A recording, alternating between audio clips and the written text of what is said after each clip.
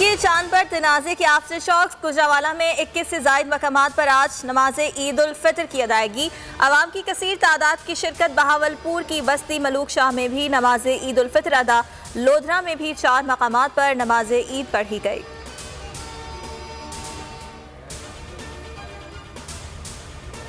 मुल्क में ईद का दूसरा रोज। कल के मेहमान आज मेज़बान बन रहे हैं। खातिर तवाज़ो बच्चों की ईदी मुहिम जारी। पार्क्स और तफरीही मकामात बंद होने के बाइस बच्चे गली महलों में सैरो तफरी करके खुश।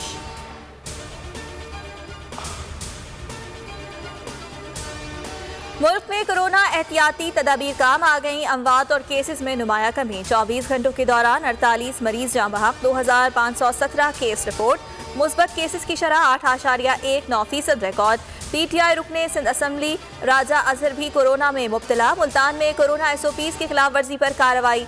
Drink corner seal. मास्क ना पहनने पर कस्साब पर जुर्माना। शहर में पाक फौज, रेंजर्स और पुलिस की टीम्स का गश्त।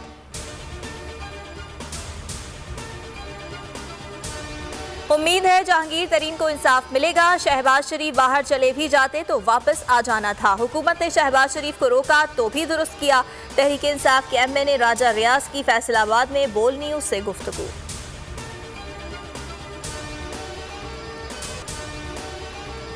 और कराची में गर्मी की नई लहर आने को तैयार। शहर में कल से 17 मई तक सख्त गर्मी की पेशगोई। महकमा मौसमियात की early warning centre for heat wave के मुताबिक 15 से 17 मई तक दर्जा हरारत 40 से 42 डिग्री तक हो सकता है। जुनूब मगरिबी समंदरी हवाएं रुक सकती हैं।